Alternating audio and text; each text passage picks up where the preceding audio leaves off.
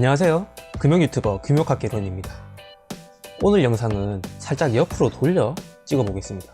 이게 뭔가 더 잘 나오는 것 같기도 하고요. 아무튼 오늘 주제는 아직까지도 조금 논란이 있는 주제인데요. 탈모와 금딸의 관계입니다. 우리나라의 탈모 인구가 대략 1000만 명 가까이 된다고 하죠.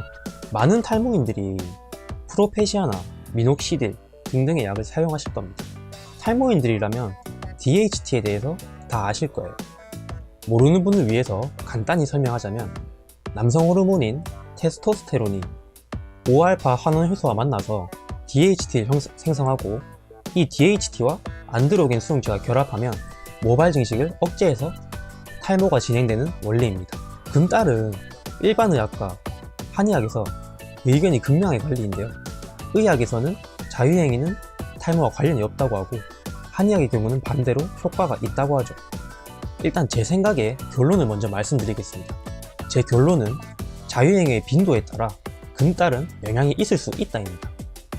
당연히 주 1, 2회 자유하시는 분은 효과가 적을 수도 있어요. 하지만 하루에 1회 이상씩 하시는 분은 효과를 볼 확률이 상대적으로 큽니다. 이번에도 피부편에서 말한 것과 같이 아연이 매우 중요하게 작용합니다. 아연은 탈모의 모든 작용 기전을 억제하는 효과가 있기 때문이죠.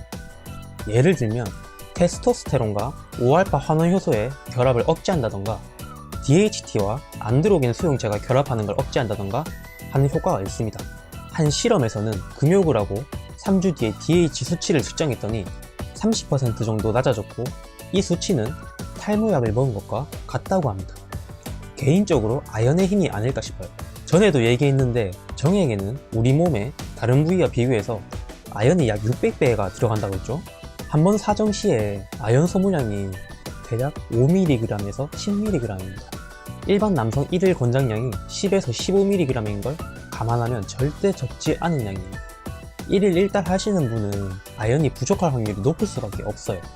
탈모 자체 때문에 금욕하는 게 너무 힘들면 일주일에 1에서 2회 음란물을 보지 않고 자위를 하시고 아연 보충제를 하루에 30mg씩 꾸준히 드셨으면 합니다. 저는 사실 주 1, 2회가 조절이 안 돼서 금딸을 하는 겁니다만 주 1, 2회가 가능하다면 오히려 스트레스 완화 효과도 있어요. 두 번째는 스트레스입니다. 잦은 자위는 스트레스를 받기 쉬운 상태로 만듭니다. 도파민 중독 상태가 되기 때문이죠. 또 자주 사정할수록 몸 안에 세로토닌을 고갈시켜요. 세로토닌도 스트레스 완화에 큰 역할을 하기 때문에 도파민 중독과 세로토닌이 고갈되면 평상시보다 우울하고 무기력하고 삶 자체를 부정적으로 생각하게 됩니다.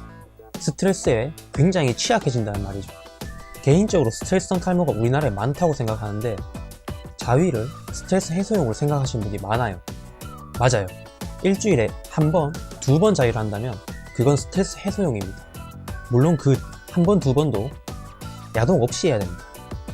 근데 현실은 하루에 한두 번씩 하는 사람도 많을 뿐더러 가장 중요한 건 야동이죠. 야동. 제 주변에 야동 안 보고 자위한 사람을 본 적이 없어요. 여자는 잘 모르겠습니다. 제가 여자가 아니라서. 전 참 음란물이 싫습니다. 음란물이 사람 다 조지는 것 같아요. 자, 그럼 제가 생각하는 금딸이 탈모에 영향을 주는 요인을 알아봤는데 지금부터는 탈모에 도움이 될 만한 정보를 드릴까 합니다. 첫 번째로 챙겨 먹어야 할 건 아연으로 말씀드렸고 두 번째로는 저는 비타민 D를 적극 추천합니다. 전 세계적으로도 그렇고 특히 우리나라는 비타민 D 결핍 인구가 굉장히 많습니다. 모형 탈모는 비타민 D 수용체가 적거나 비타민 D가 현저히 부족해서 발생한다는 논문이 있어요. 또 세로토닌 합성을 도와서 스트레스를 완화시킵니다. 비타민 D는 탈모든 아니든 간에 섭취해서 나쁠 게 하나도 없습니다. 섭취량은 개인적으로 하루에 4000IU를 3개월에서 6개월 정도 복용하고 2000IU로 바꾼 뒤에 꾸준히 복용하시길 추천합니다. 뉴스 보시면 햇빛을 20분 쬐면 비타민 D가 충분해진다는데 사실 우리나라에 맞지 않는 소리예요. 정말 그랬으면 우리나라가 90%나 결핍일 리가 없습니다. 그리고 우리나라 자체가 위도가 좀 높아서 일조량 자체도 적고 자외선 차단이니 뭐니 해서 피부에 엄청 신경 써서 비타민 D 합성도 제대로 안 됩니다. 탈모이든 아니시든 섭취를 권장합니다. 세 번째는 비타민 B 콤플렉스입니다. 많은 분들이 그냥 비오틴이 좋다고 들어서 비오틴만 사시는 분들이 많아요.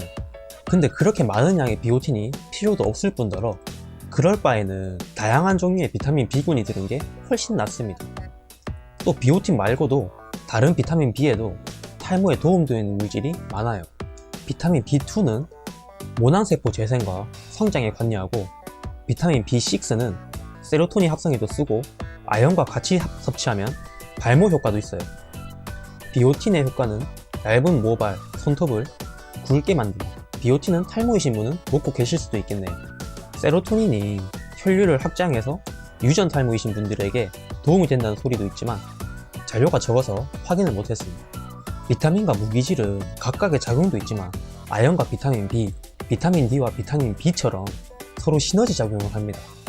탈모의 원인이 너무 많아서 아연 결핍일지, 비타민 D 부족일지, 스트레스성 탈모인지 몰라요. 제가 탈모 초기라면 먼저 아연과 비타민 D, 비타민 B 콤플렉스를 섭취해보고 증상이 나아지지 않는다면 탈모약을 먹고, 탈모가 이미 진행됐다면 탈모약을 복용 중에 아연과 비타민을 먹어볼 것 같네요. 슬픈 현실은 병원에서는 대부분 어디에 이상이 있다고 하면 비타민과 미네랄은 잘 처방해주지 않습니다. 원가가 너무 싸고 돈이 안 되기 때문이에요. 사실 약을 쓰기 전에 시도해 볼 수 있는 건데 일단 약부터 주죠.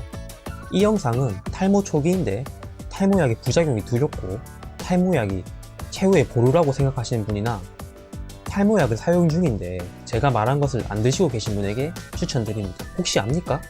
약을 안 먹어도 치료가 될 수 있을지. 먹어보고 도움이 되면 괜찮지만 언제나 이런 영양제는 보조일 뿐이라는 걸 아셔야 합니다. 탈모가 더 심해진다면 주저하지 말고 탈모약을 쓰세요.